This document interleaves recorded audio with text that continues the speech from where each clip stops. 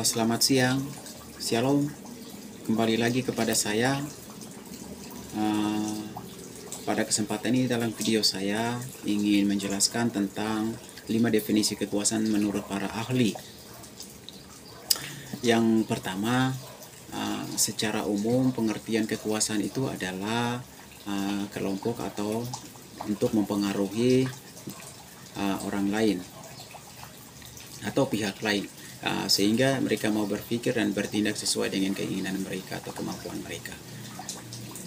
Yang pertama, nomor 1, menurut Max Weber, dia telah mendefinisikan kekuasaan sebagai suatu kemampuan untuk melakukan apa yang diinginkan, walaupun harus melawan kondisi sosial atau disebut dengan komunitas tersebut. Kekuasaan menurut Weber juga memiliki sifat egoisme dalam arti mementingkan diri sendiri atau pribadi dalam suatu kelompok-kelompok tertentu. Yang kedua, menurut Harold Laswell, kekuasaan adalah suatu kemampuan dari seseorang atau kelompok-kelompok tertentu, orang tertentu, yang dimana mereka bisa menentukan apa yang harus dilakukan oleh orang atau kelompok lain juga, demi untuk mencapai tujuan pihak pertama. Selama kelompok pertama itu memiliki kemampuan untuk mengarahkan kelompok-kelompok kedua, artinya ada kekuasaan di situ juga harus terjadi secara nyata. Dan kemudian yang ketiga itu menurut Barbara Goodwin.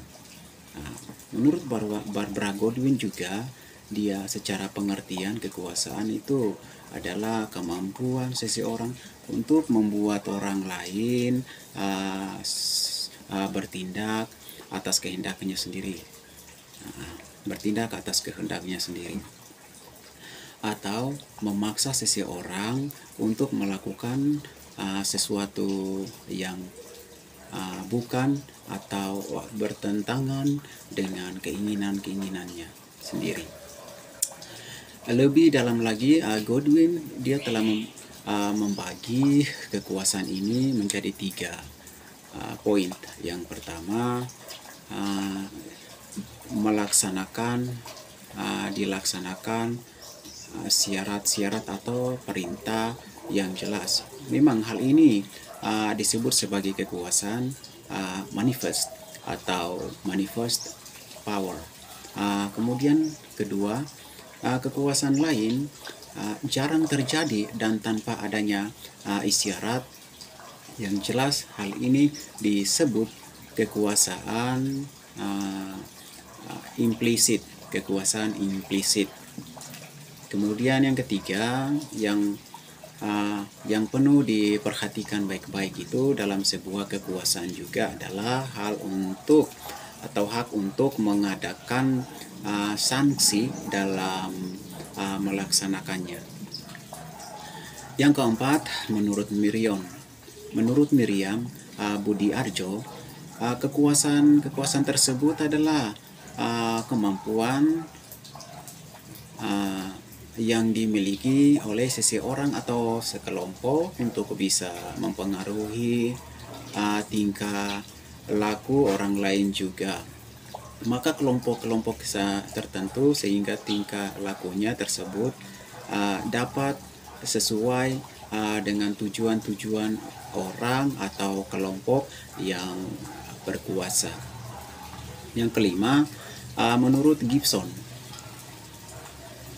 pengertian kekuasaan yaitu kemampuan seseorang atau kelompok orang untuk mendapatkan sesuatu yang sesuai dengan cara di lingkungan atau dikehendaki, cara yang diinginkan, dikehendaki sesuai dengan keinginan yang ia inginkan.